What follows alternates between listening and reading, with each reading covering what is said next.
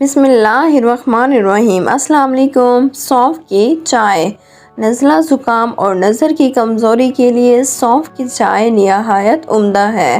ایک کھانے کا چمچ سونف اور 2 لونگیں لیں۔ 2 پیالی پانی میں ڈال کر اس وقت تک پکائیں جب تک پانی آدھا نہ ہو جائے۔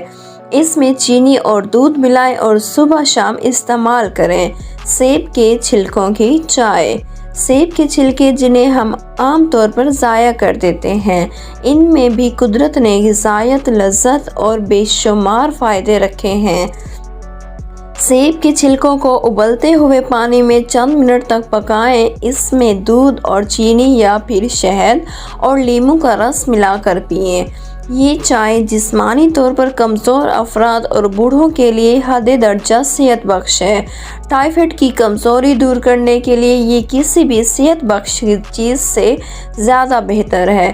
جوڑوں کا درد دفع کرنے کے لیے اس کا مسلسل استعمال بہت ہی مفید ہے۔ سبزیاں تازہ رکھنی ہو تو انہیں ٹھنڈی اور خشک جگہ پر رکھیں۔ جب دیکھیں کہ خشک ہو رہی ہے تو ان پر پانی کا چھینٹا دیں یا پانی میں بھیگا ہوا کپڑا ان کے اوپر ڈال دیں۔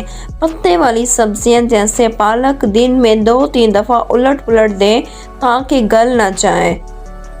ادرک محفوظ کرنے کے لیے اسے ریت یا مٹی میں دبا دیں اور پانی کا چھینٹا دیتی رہیں۔ اسی طرح ادرک خشک نہیں ہوگی۔ ٹماٹر اکٹھے محفوظ کرنے ہوں تو انہیں ویسے فریج میں نہ رکھیں بلکہ ان کا پیسٹ بنا کر انہیں فریز کر لیں۔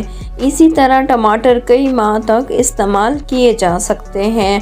مکمل ٹماٹر فریز کرنے سے ان کا ذائقہ بدل جاتا ہے۔ ٹماٹر اگر کچے ہوں اور سرخ نہ ہوں تو ان کو اخبار میں لپیٹ کر فریز کر لیں۔ 2-4 دن بعد سرخ ہو جائیں گے۔